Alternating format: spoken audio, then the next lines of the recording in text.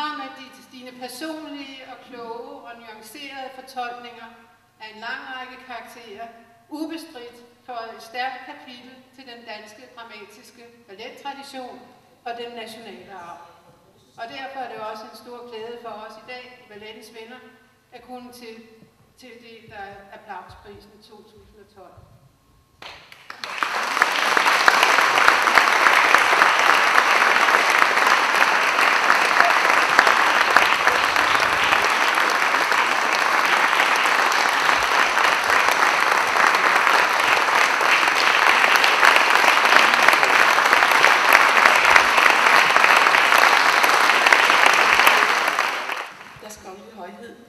Teaterchef, bestyrelsen og medlemmer af Ballettens Venner.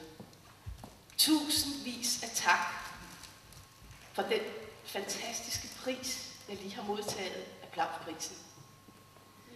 Hvis du alligevel i tankerne skulle danse en rolle, bare en gang til, hvad skulle det være for en så? Så skulle det være Kilians Silja Knife. Sammen med Flemming Rømer.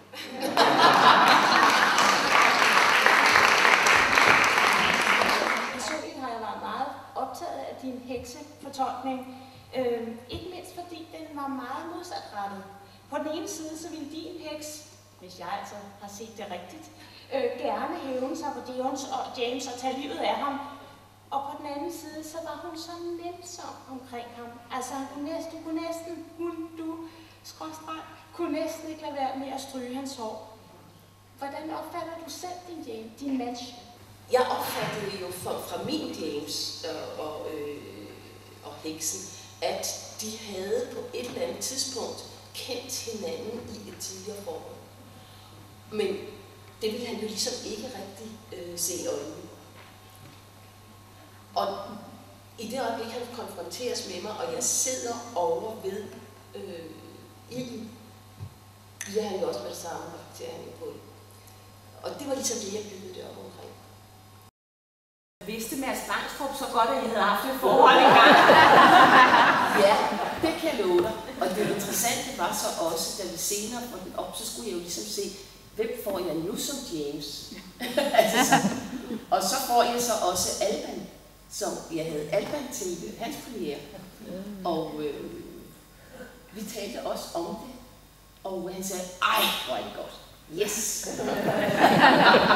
Vi har haft et forhold. Og han var så ung. Men det er jo meget hip med yngre. Ja.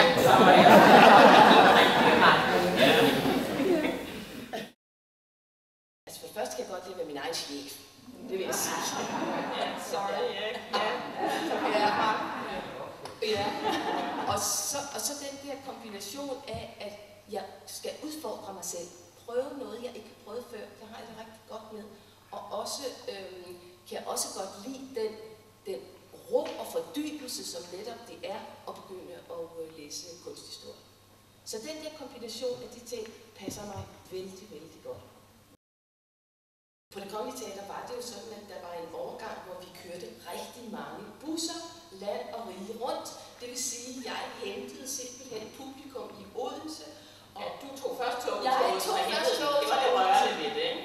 Ja. Så hentede jeg publikum, og så snakkede jeg fra Odense til København, fortalte om den forestilling, de skulle ind til. Ind i bussen. Ind i det for os. Det er næsten Hanne Aarhus. Og publikum elskede det. Jeg kom på nærmest ind i firetoget, fordi jeg havde jo fået at vide af Else Marianne von Rosen, som var på Aarhus Teater dengang, at hun synes, jeg skulle tage over til Edith Fransen og træne hos hende. Det gjorde jeg, og jeg tog dynen under armen og tog over til København, som jo var en mega by, når man kom fra Randers.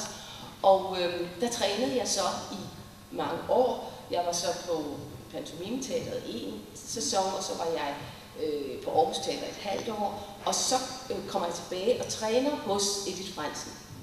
Og på et tidspunkt så siger Edith Fransen til mig, at nu skal jeg komme op til en træningstime sammen med danserne på Det Kongelige Teater, op i Store Nye Træningssal. Og jeg var jo meget spændt, fordi jeg havde jo kun set de her fantastiske dansere, og fra galleriet, det var jo, hvad jeg havde råd til.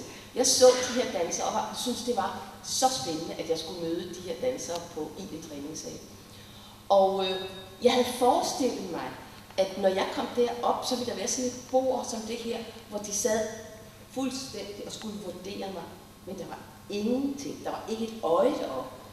Og først, når vi kommer hen mod slutningen af træningstimen, ind kommer så Flemming Flindt og Henning Kronstam, står og snakker et øjeblik, og så går de ud igen, og så tænker jeg, nej, der røg den chance. Men samme aften får jeg at vide, at jeg er optaget ved den kommende ballet.